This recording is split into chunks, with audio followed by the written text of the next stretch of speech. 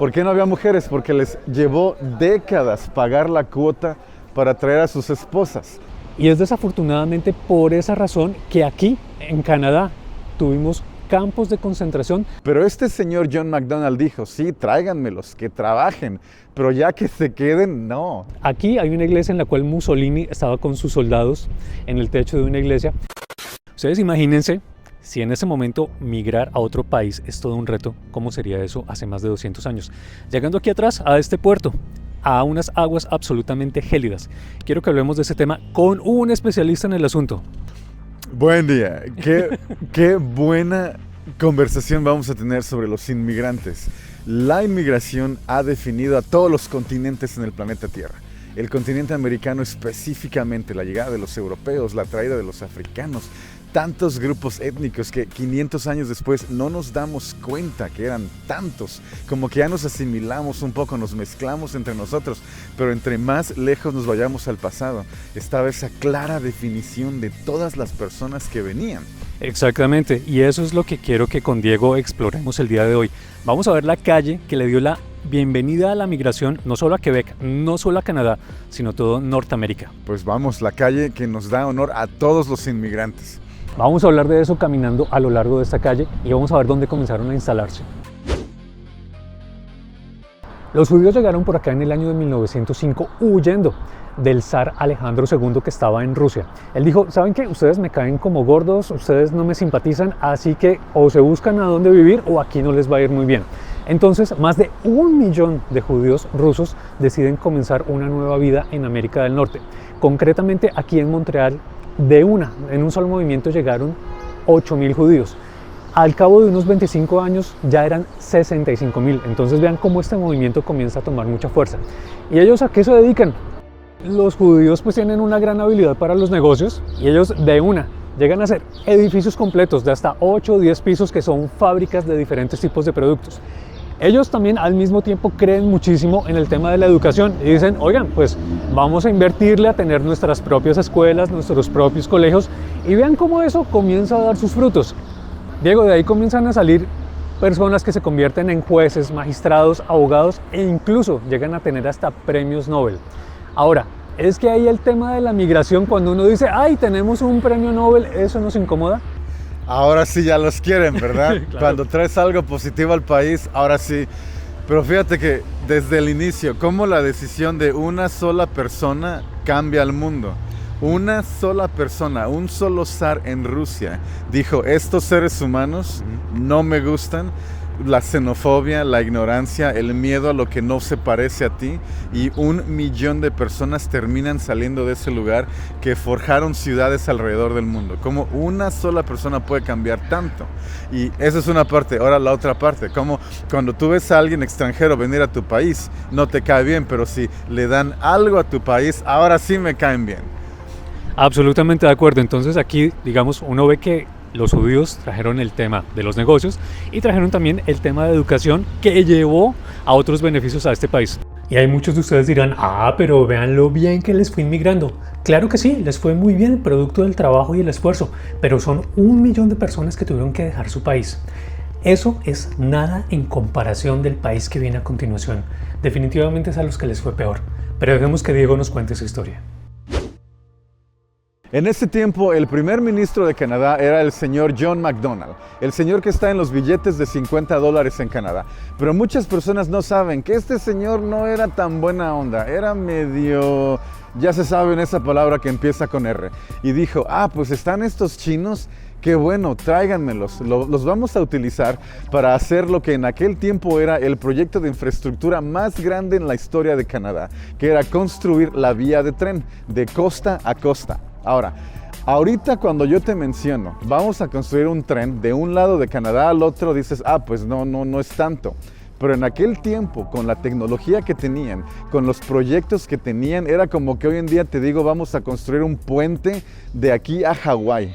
Algo imposible, impensable, una obra de ingeniería maestra. Y necesitaban a los chinos para hacer el trabajo más pesado. Pero este señor John Macdonald dijo, sí, tráiganmelos, que trabajen, pero ya que se queden, no. O sea, quieren su mano de obra quieren explotarlos, quieren exprimirlos, quieren el progreso que van a traer al país, pero ya una vez que acabas, regrésate a tu país. ¿Se te hace familiar?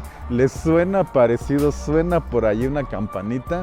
Bueno, el 75% de las personas que terminaron esta obra de infraestructura que llevó a Canadá al mapa del mundo desarrollado eran de origen chino, y muchos de ellos murieron por las condiciones de trabajo, lo difícil que era el trabajo y lo arduo y lo aislado que estaban del resto del país. Canadá es muy grande.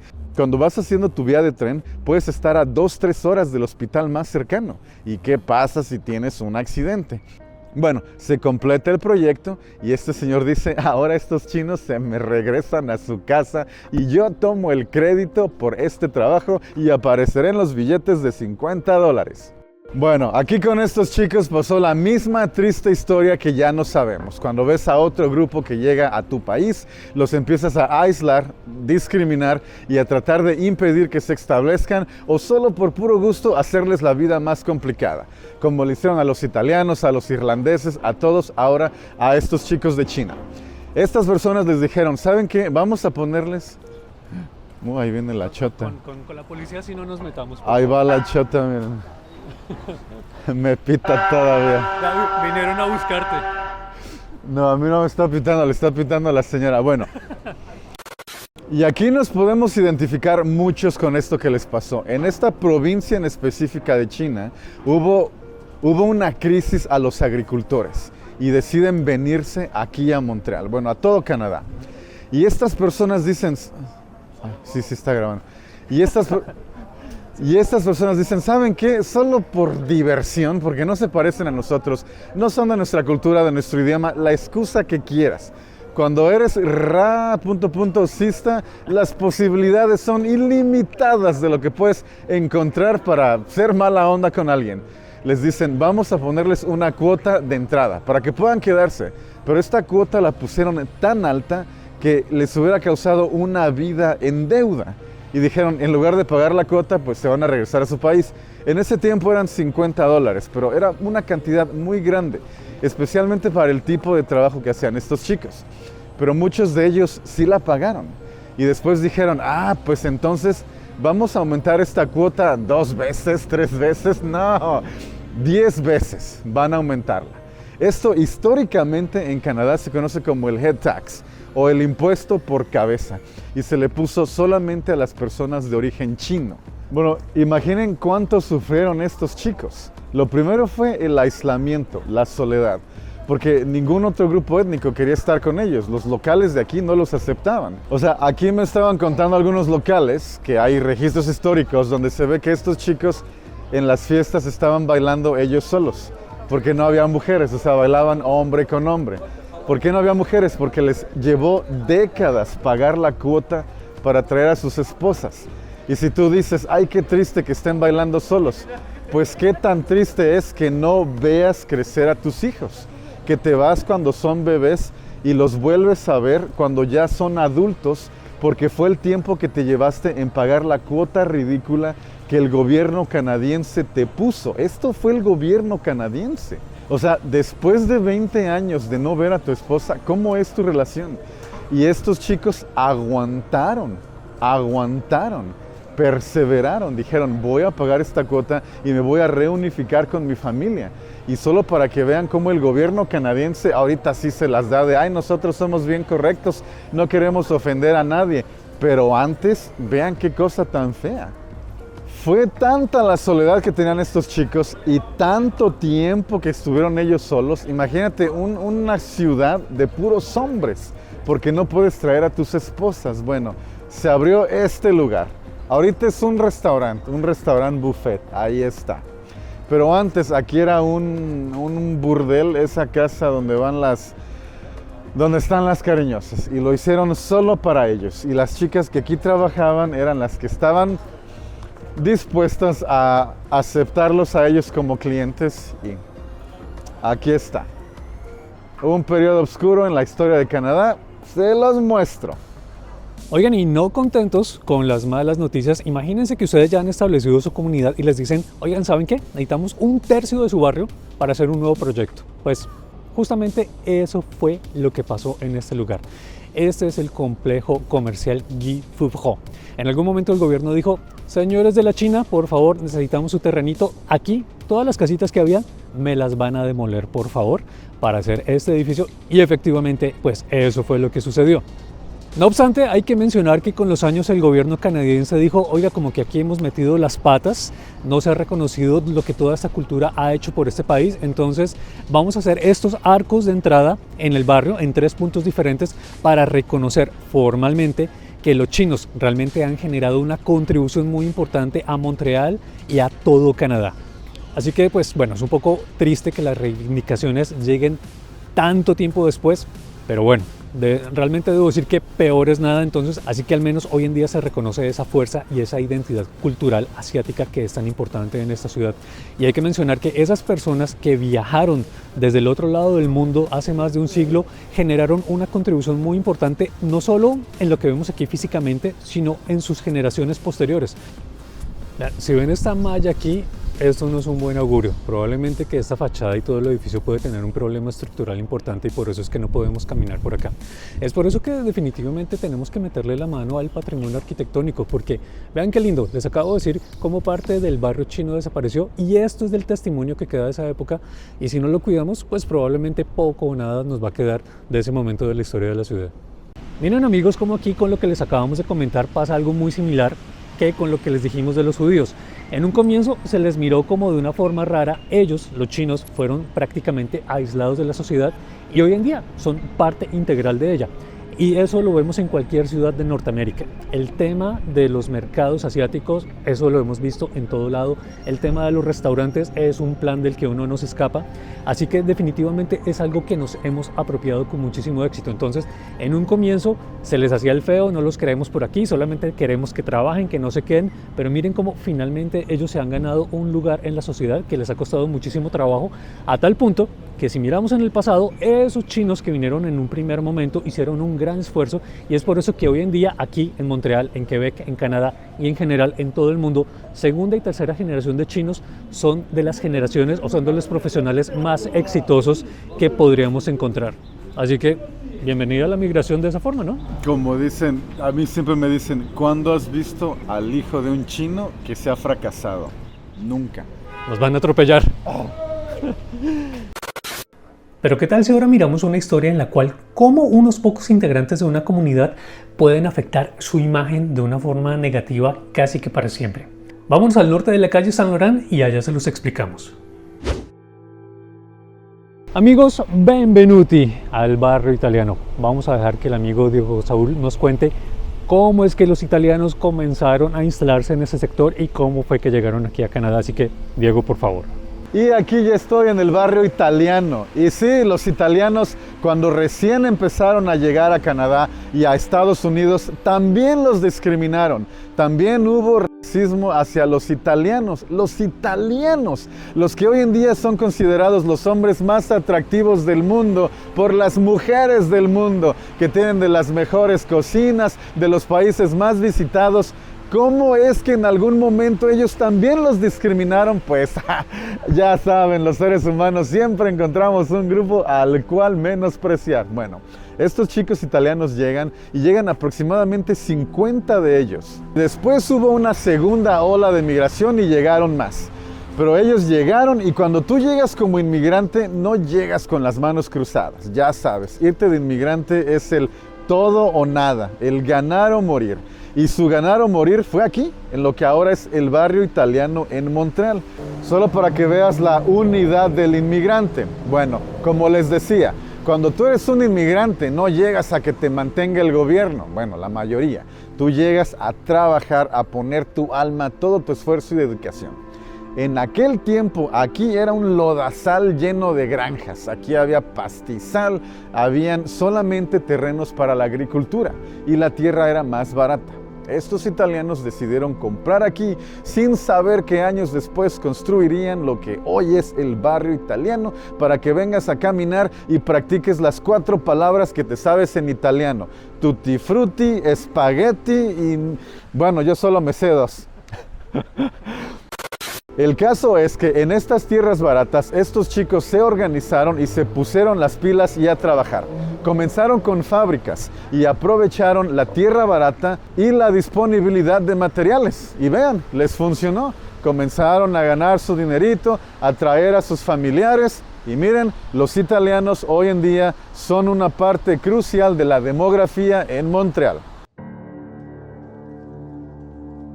Toda la vida de Quebec estaba muy ligada a la iglesia y la sociedad italiana no era muy diferente. La sociedad italiana definitivamente giraba en torno a estos espacios. Ahora, el tema de congregar a la gente en las iglesias hace que se comiencen a generar grupos, sociedades, comunidades.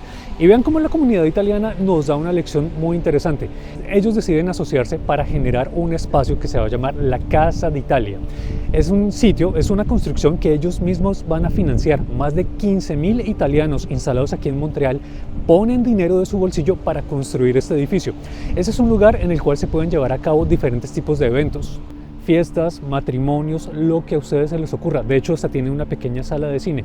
Y algo también que es muy interesante es que ahí pueden colocar anuncios para compartir sus diferentes tipos de productos o servicios. Es decir, que si por ejemplo hay un obrero que está buscando dónde trabajar, ahí puede poner que está a disposición para el que sea. O si una empresa está buscando trabajadores, también va a ser lo mismo. Es decir, ellos al interior de su comunidad generan lazos que permiten que crezcan de una forma muy intensa y muy fuerte en la comunidad montrealesa. Pero vean que, como les estaba comentando Diego, este grupo no escapó a los problemas o a las controversias. En la época de la Segunda Guerra Mundial, las personas relacionadas al nazismo trataron de permear la sociedad quebecoisa, a tal punto que la persona que se supone que iba a ser el sucesor de Mussolini alcanzó a estar por estas tierras tratando de alentar el discurso nazi. El líder de ese movimiento aquí, específicamente en Quebec, pues era un quebecois, pero afortunadamente eso no llegó a concretarse.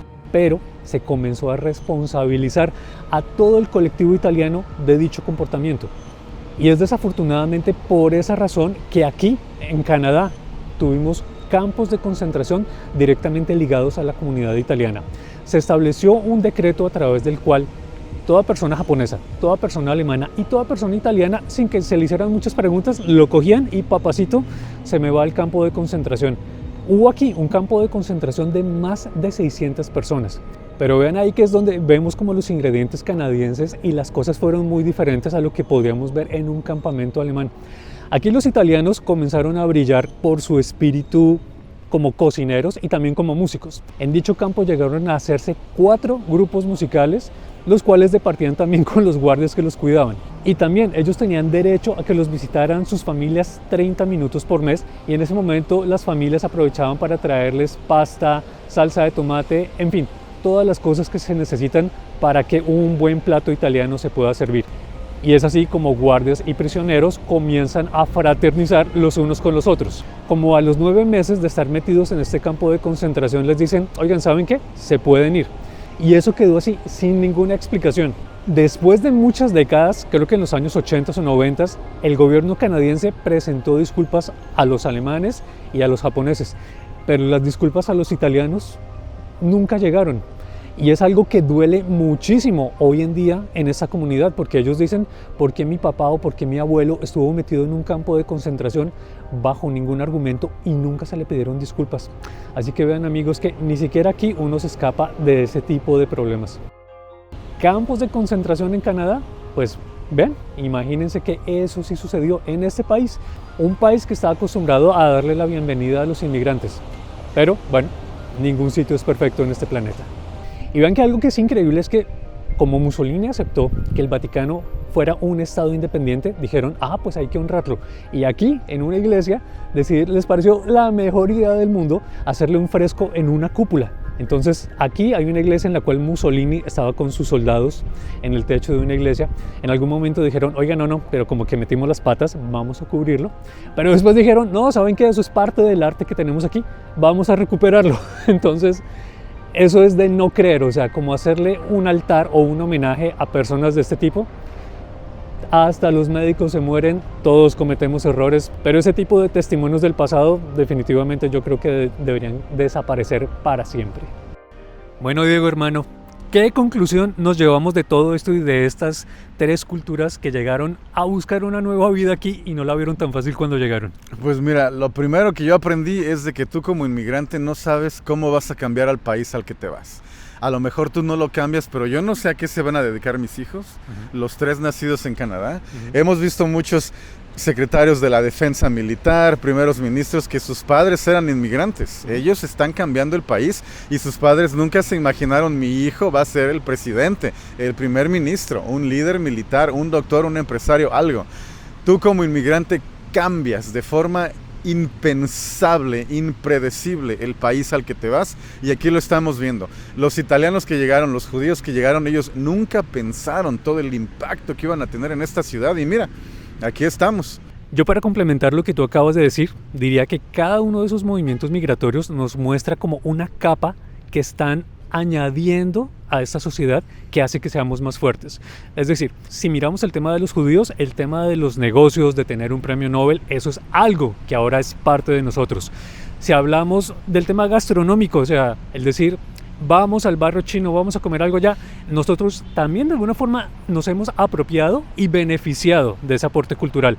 Y lo mismo con los italianos, y vean que no la tuvieron nada fácil con la estigmatización que les acabo de comentar, de los grupos nazis y todo eso. Pero vean todo lo que han aportado. Ellos se convirtieron literalmente en constructores, en maestros constructores dentro de esta sociedad. Entonces mucho de lo que vemos aquí alrededor viene de ellos. Y sin mencionarlo, nos beneficiamos mucho de la pizza y el famoso gelato, y por eso nadie pelea. Entonces, qué bueno que todas esas capas culturales, gastronómicas, arquitectónicas, podamos adoptarlas y se conviertan en parte de nosotros. Y ese proceso continúa. Ahorita tenemos la ola más grande de inmigrantes de Latinoamérica que se haya visto en la historia de Canadá.